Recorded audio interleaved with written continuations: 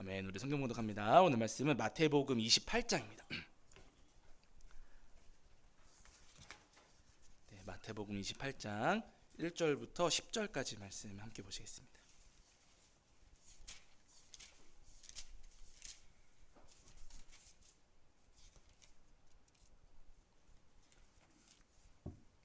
마태복음 28장 1절부터 10절까지 말씀. 네, 자, 우리 찾으신 줄 알고 한 목소리로 함께 합독하겠습니다. 함께합니다.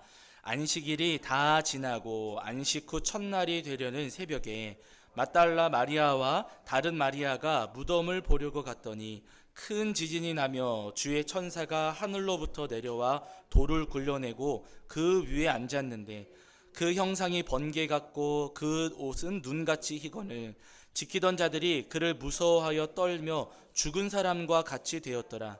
천사가 여자들에게 말하여 이르되 너희는 무서워하지 말라. 십자가에 못 박히신 예수를 너희가 찾는 줄을 내가 아노라.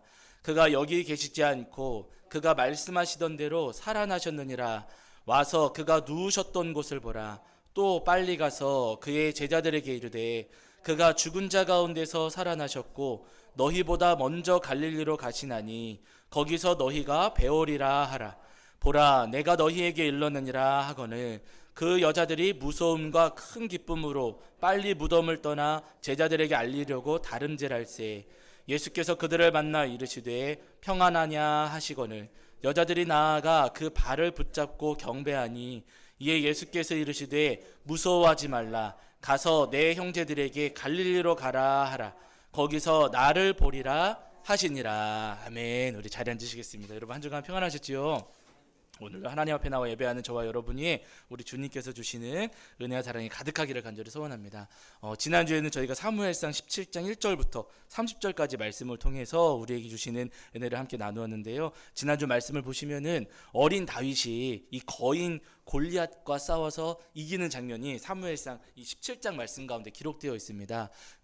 골리앗은 어마어마하게 큰 거인이었고 또 여러 가지 이제 갑옷으로 자신의 몸을 이제 보호하고 있었던 그런 사람이었는데 키도 작고 갑옷도 없고 칼도 없었던 어린 다윗이 골리앗과 싸워서 당당하게 이길 수가 있었다는 거예요. 다른 사람들은 다 떨고 있었는데 다윗 한 사람만 골리앗과 싸워서 이길 수 있었던 이유가 무엇인가? 다른 이유가 아니고요. 다윗은 골리앗의 겉모습이 아니라 또 나의 연약한 겉모습이 아니라 내 속에 계신 누구를 봤다고요? 내 속에 계신 하나님, 크신 하나님을 보았기 때문에 다윗은요 골리앗 앞에서도 떨지 않고 당당하게 싸울 수가 있었던 겁니다. 여러분 오늘 우리도 마찬가지입니다. 우리 삶 가운데 골리앗과 같은 여러 가지 문제들이 찾아오고 또 나의 연약함을 바라보면서 우리가 두렵고 떨릴 때가 분명히 있지만은요 그때마다 우리가 봐야 할 것은 내 앞에 문제도 아니요 나의 연약함도 아니요 내 안에 계신 우리 하나님이시라는 겁니다. 크신 하나님을 본다면은요 우리 앞에 있는 어떠한 골리앗도 우리가 싸워서 이길 수가 있습니다. 바라기는 여러분 어떠한 상황과 환경 속에서도 내 속에 계신 우리 크신 하나님을 바라보시면서 모든 싸움에서 승리하시는 저와 여러분이 되기를 주의 이름으로 간절히 축원합니다. 자, 오늘은 우리 성도님들 잘 아시는 것처럼 부활주일입니다. 그래서 제가 이제 설교 준비를 하면서 사무엘상 17장 31절 이하를 봐야 될까 아니면 부활주일 관련된 말씀을 나누는데 고민을 하다가 부활주일 아무래도 1년 중에 사실은 하루밖에 없는 날이잖아요. 주일 가운데. 그래서 부활주일과 관련된 말씀, 예수님 부활과 관련된 말씀을 나누는 것이 옳겠다 싶었습니다. 그래가지고 오늘은 저희가 마태복음 28장 말씀을 함께 나누었거든요. 오늘 말씀의 배경은 우리 성도님들이 너무나도 잘 알고 계십니다. 예수님께서 붙잡히시고 신문을 당하시고 또 고문도 당하시고 그러다가 이제 십자가에 달려 돌아가셨지요. 그러나 말씀하신 대로 예수님께서 3일 만에 부활을 하셨습니다. 그런데 여러분 중요한 것은 예수님께서 그렇게 고초를 당하실 때 예수님께서 붙잡히시고 십자가에 달려 돌아가실 때 여러분 예수님 곁에 남아있던 제자들이 있었습니까? 없었습니까?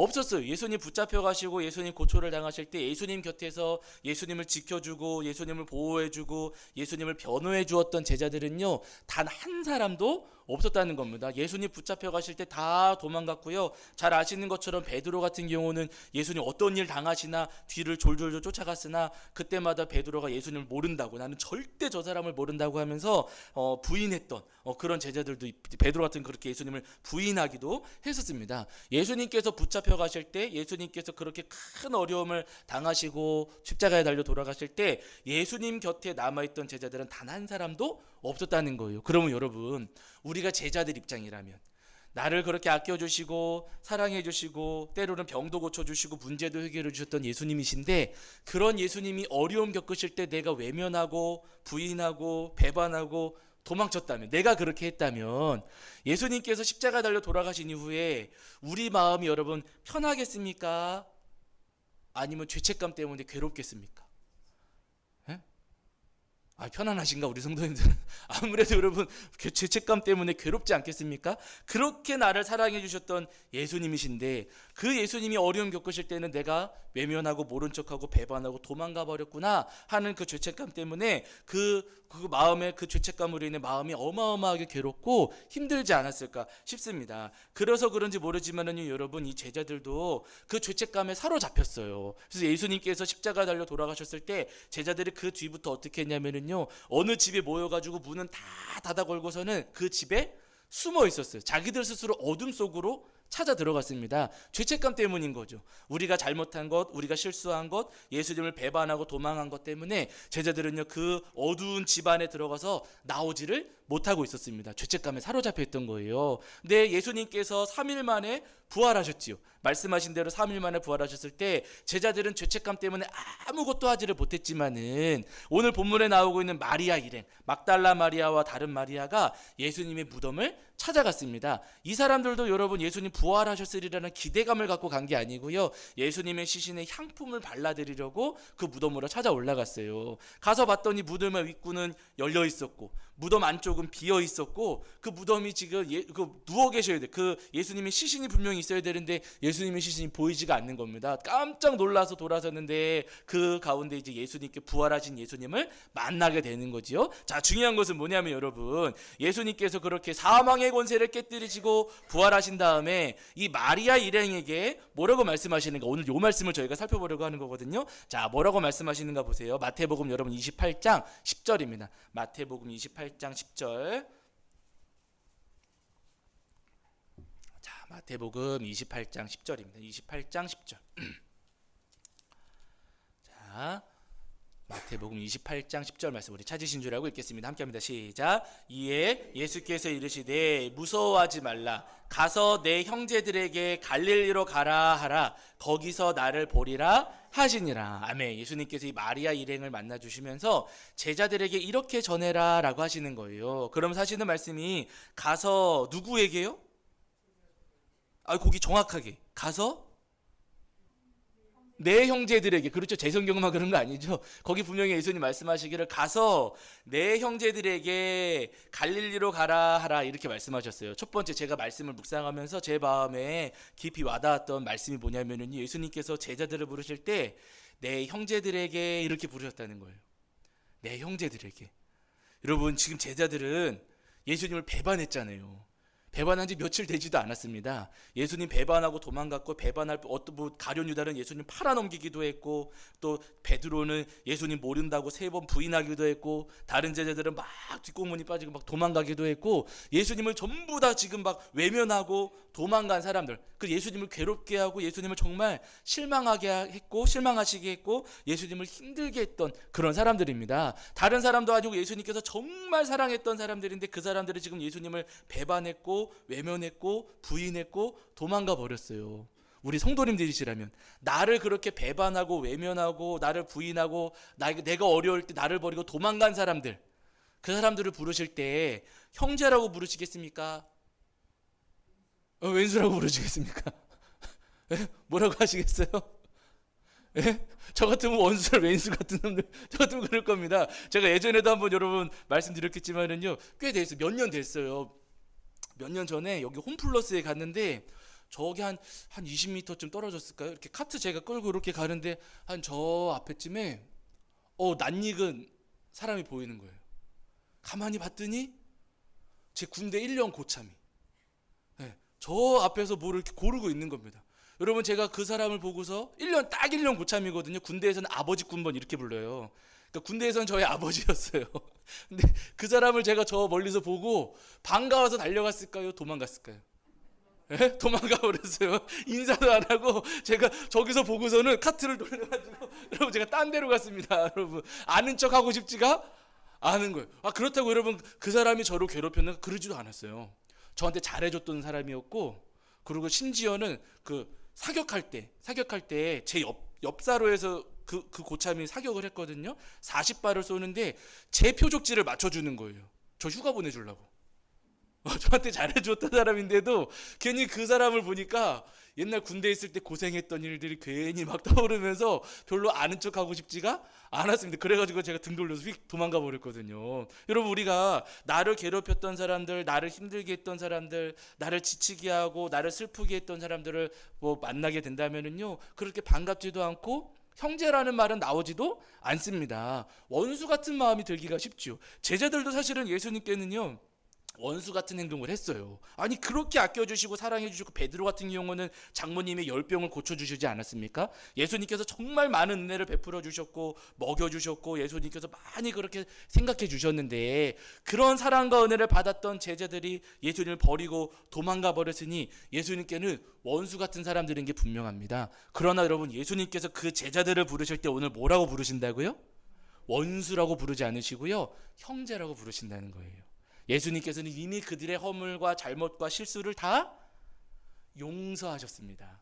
제자들은 그렇게 실수하고 잘못하고 연약해서 넘어지고 쓰러졌을지 모르겠지만요, 그러나 예수님께서는 그들의 죄와 허물을 마음에 담아두지 않으신다는 거예요. 여러분, 우리도 다 마찬가지입니다. 우리가 이 땅을 살아가면서 내가 예수님을 믿고 있습니다, 예수님 믿는 믿음으로 살아갑니다, 우리가 그렇게 입술로는 다짐하고 있지만, 여러분, 우리가 일상생활을 살아가면서 우리도 제자들처럼 행동할 때가 많이 있었잖아요. 예수님을 모른 척할 때도 있었고, 부인할 때도 있었고, 예수님 외면할 때도 있었고, 우리가 예수님 마음을 아프시게 해드릴 때가 분명히 있었습니다. 그러나 여러분, 그럼에도 불구하고 중요한 것은 뭐냐면, 나는 그렇게 넘어지고 쓰러지고 실수하고 예수님께 실망을 안겨드릴 때가 분명히 있지만, 그럼에도 불구하고 우리 주님께서는 우리를 바라보실 때 나쁜 너, 원수야, 이렇게 부르시는 게 아니고요, 내 형제요, 내 자녀라고 우리 주님은 불러주신다는 거예요. 바라기는 여러분, 예수님의 그 자비와 그 긍휼을 기억하시면서 때때로 넘어지고 쓰러지고 실수한다 하실지라도 나를 형제로 부르시고 자녀로 부르주시는 주님 앞으로 다시 돌아오시는 저와 여러분이 되기를 주의 이름으로 간절히 축원합니다. 여러분, 히브리서 4장 15절을 보시면은 우리 성도님들이 잘 아시는 말씀이 있어요. 히브리서 4장 15절에서 우리 주님은 우리의 연약함을 정죄하시는 주님이라고 하십니까? 동정하시는 주님이라고 하십니까? 우리의 연약함을 탓하시고 정죄하시고 책망하시는 주님이실까요? 동정하시는 주님이실까요? 동정하시는 주님이세요. 히브리서 4장 15절에서 여러분 분명히 말씀하십니다. 우리 주님은 우리의 실수와 잘못과 허물을 들춰내시고 끄집어내시고 공격하시고 비난하시는 주님이 아니시라 우리를 동정해 주시는 주님이시라는 거예요. 여러분, 우리의 허물과 잘못을 들춰내서 공격하고 트집 잡고 계속해서 죄책감 갖게 하는 것은 우리 주님이실까요? 사탄 마귀일까요?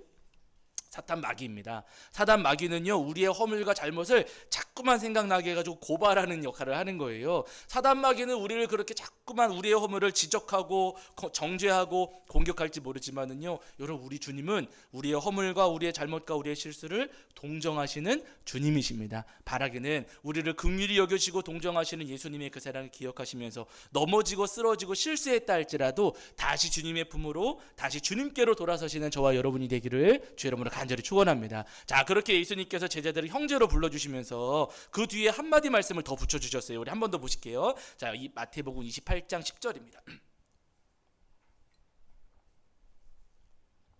자, 마태복음 28장 10절 말씀.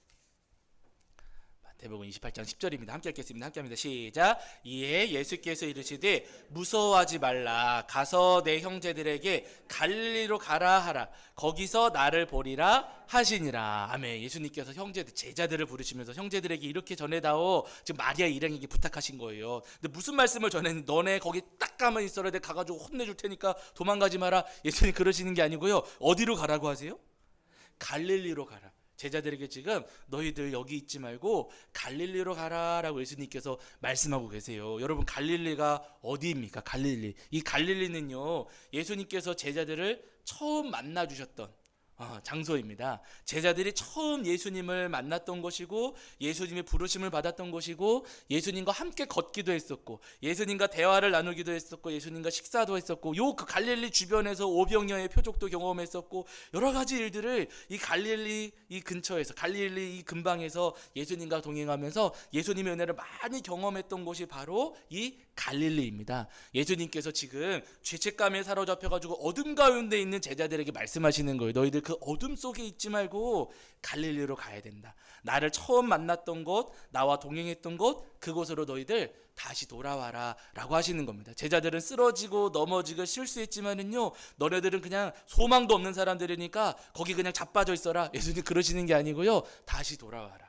다시 나를 만났던 곳으로 돌아오기만 하면 된다. 거기서 다시 나를 만나고 거기서 다시 나와 함께 걷고 거기서 다시 한번 나의 말씀을 들으면 된단다 하시면서 넘어지고 쓰러진 제자들을 주님께서는요 다시 갈릴리로 처음 만났던 그 자리로 지금 부르시고 계시는 거예요. 바른 우리 성도님들도 때때로 넘어지고 쓰러지실 때가 분명히 있겠지만은요, 그러나 우리 손을 다시 붙잡아 주시고 갈릴리로 불러주시는 주님의 음성을 들으시면서 예수님을 만났던 그 자리로 죄책감의 자리가 아니라 넘어지고 쓰러진 자리가 아니라 주님을 만나고 은혜를 경험했던 그 자리로 다시 돌아서시고 찾아오실 수 있는 저와 여러분이 되기를 주의 이름으로 간절히 축원합니다. 여러분, 그렇게 우리가 갈릴리로 돌아가기만 한다면, 주님을 경험하고 만났던 그 자리로 우리가 돌아가기만 한다면은요, 여러분 우리 삶이 다시 회복되고 다시 일어설 수가 있어요. 우리 성도님들이 야곱을 기억을 하실 텐데요, 야곱이 아버지를 속이고서 그 에서가 받아야 될 축복을, 에서가 받아야 될 유산을 야곱이 다 가로챘잖아요. 그러니까 에서가 화가 나가지고 야곱 죽이겠다고 난리가 났습니다.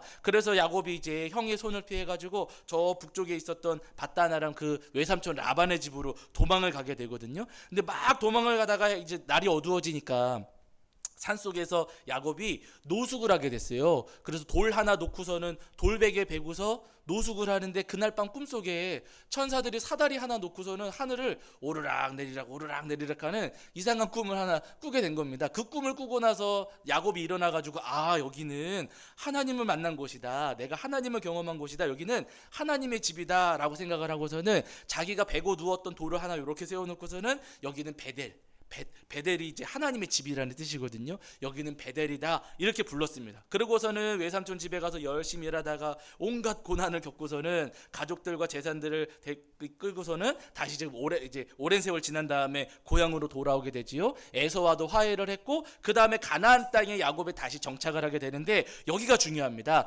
그렇게 다시 가나안으로 돌아온 야곱이 어디에 정착하고 어디에 장막을 펼쳤는가? 자, 여러분 한 구절만 찾아보실게요. 창세기 33장입니다. 창세기 33장 18절.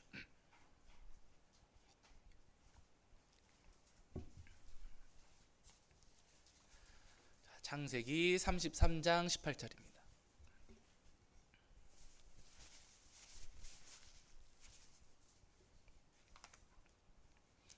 구약성경, 제가 가진 성경으로는 구약성경 51페이지 정도 있어요. 51페이지 정도. 창세기 33장 18절 말씀. 자, 33장 18절. 자, 우리 찾으신 줄 알고 함께 읽겠습니다. 함께 합니다. 시작. 야곱이 밧다나람에서부터 평안히 가나안 땅 세겜 성읍에 이르러 그 성읍 앞에 장막을 치고, 아멘, 이렇게 말씀하세요. 여러분, 야곱이 어디에 장막을 쳤습니까?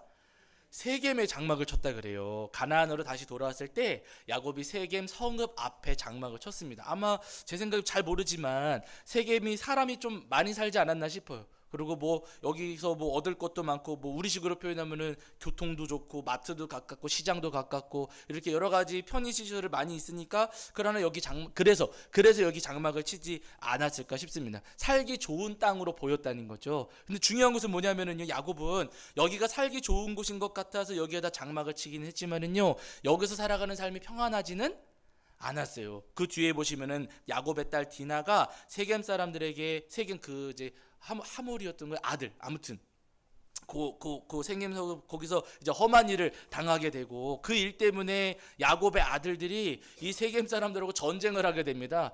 살인을 저지르게 되고 아주 험한 일들이 막 벌어지게 되거든요. 여기서 살면은 평안하겠지, 여기서 살면은 괜찮겠지 싶었지만은요, 절대 그렇지가 않았어요. 세겜의 장막을 펼쳐놓고 살다가 거기서 야곱의 삶은 굉장히 어려워졌고 힘들어졌습니다. 공공의 적이 돼가지고 어디도 갈 수 없는 그런 처지가 됐거든요. 그때 하나님께서 야곱을 다시 한번 찾아오셨어요. 그러면서 이렇게 말씀하십니다. 자, 여러분 35장 1절입니다. 35장 1절.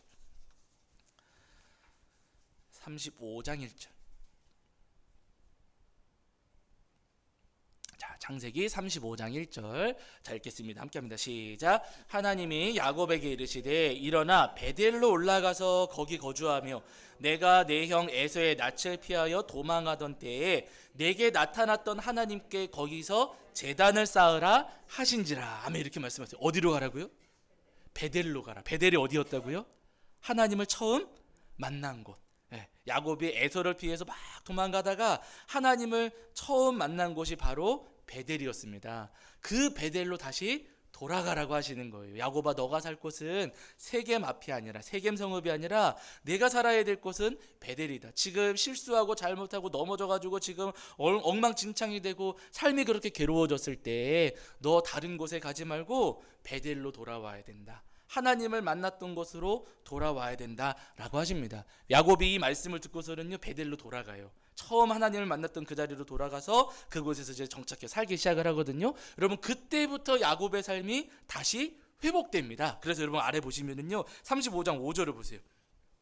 35장 5절입니다. 35장 5절. 자, 35장 5절.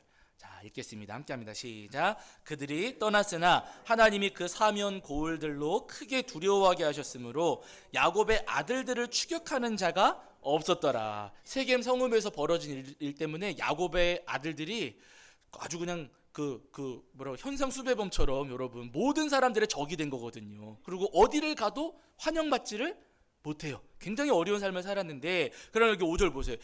베델로 돌아갔더니 그 이후에 야곱의 아들들을 추격하는 자가 없었다라고 하시잖아요. 그 삶에 하나님께서 평안을 되찾게 하셨고 하나님께서 지켜주셨습니다. 그리고 그 아래 여러분 9절도 보세요. 35장 9절. 자, 35장 9절입니다. 35장 9절.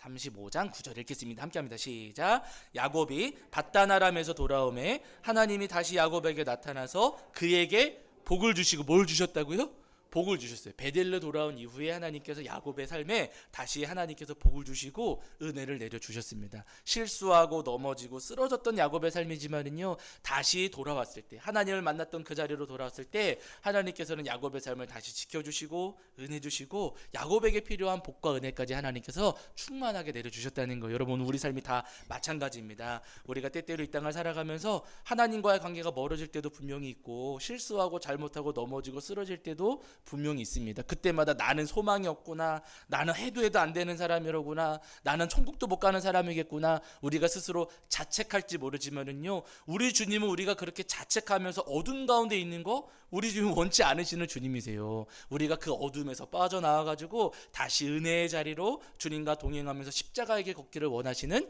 주님이십니다. 때때로 넘어지고 쓰러진다 할지라도 우리를 동정하시는 주님의 그 마음과 은혜를 기억하시면서 다시 갈릴리로 또 다시 베델로 돌아서시는 저와 여러분이 되기를 주의 이름으로 간절히 축원합니다. 자, 우리 찬송합니다. 찬송가 164장입니다.